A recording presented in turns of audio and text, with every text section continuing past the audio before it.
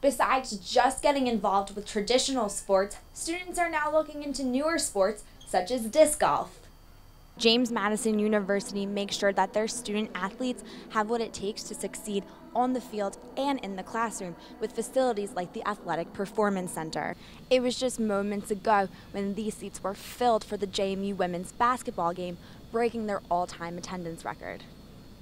University Park this spring will be the home of JMU men and women's soccer, as well as women's lacrosse. Nutritionists are constantly reminding athletes of the effect that their diet has on their performance. The JMU ladies played their last regular season home game at the Convo today. Not only did they beat William and Mary 83-42, but packed the Convo with 6,590 fans, breaking the all-time attendance record. I really had no idea if it could be done or not, but the amount of promotion that they did, hats off to JMU for doing that. And it was, like Kirby said, the atmosphere was just crazy in here. Every little thing that we did good, and it seemed like the little bad things that we did too, people were cheering. So it was just a lot of fun to play, and especially to go out on that note. For seniors Kirby Burkholder and Nikki Newman, today was their last game at the Convocation Center. Burkholder finished the game with 18 points and 5 rebounds. Newman had 7 points, 5 rebounds, and 8 assists. After the tough loss to the College of Charleston on Thursday, Coach Brooks says their main focus was getting the team back on track. And the problem that I had tonight was trying to get kids minutes. I'd much rather have that problem than to have kids sitting. And so I think we're right back where we were before the Charleston game as we're heading into a difficult game against Northeastern. But I like where we are, and we can continue to build on that. I think we have a great chance of winning the whole thing. The Dukes play their final regular season game on Wednesday in Boston against Northeastern. Then they're off to the CAA tournament. For The Breeze, I'm Morgan Davies.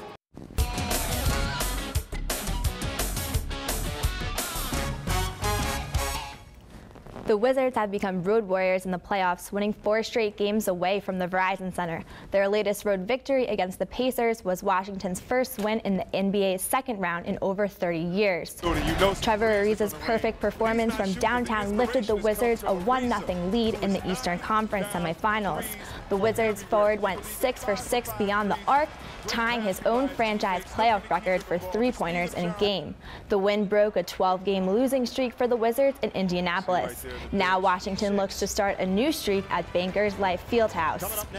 Well, for us, we know this is a tough building to play in. We haven't won here in a while, and why wouldn't this be the best time to come in here and get a win in the playoffs? So we know that they're a good team. We know that they're a physical team, and the best way for us to have a chance to win this series is if we worry about ourselves and not worry about anybody else. So as long as we execute our game plans and things that we try to do, we give ourselves a good chance of winning.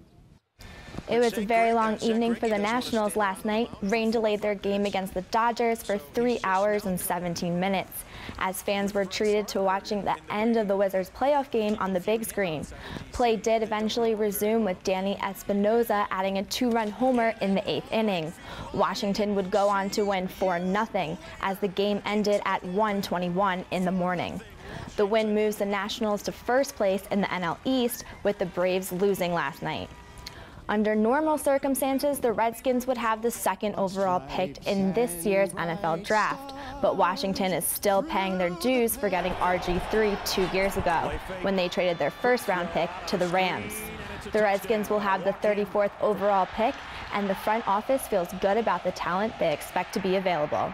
There's some premier guys at the very top, but I think on down through the whole draft, you've got quality players. Just not at one specific position. I think it's pretty good quality throughout, and you certainly will feel good about the players you're taking and the prospects there that will be there in the middle rounds.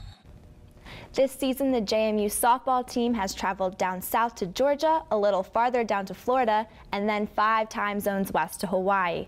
Lucky for them, the Dukes don't have to go far at all to clinch a conference tournament title. James Madison is the top seed in this year's CAA tournament, earning the Dukes the right to play at home for the first time in championship history. JMU has only lost twice at Veterans Memorial Park, and the players hope that confidence can capture the school's first postseason title since 2009. Yeah, definitely just the crowd. I mean, we love playing at home. I think we play better at home, so that was really important to get our home field advantage. Yeah, and just the energy here is different. So us playing at home is a big deal. We do play better, it seems, at home. It really comes down to our fans and, you know, wanting to do well for our community and our college and, you know, our family. I guess just really bringing it home kind of gave us an advantage knowing that a lot of more fans and would be able to come.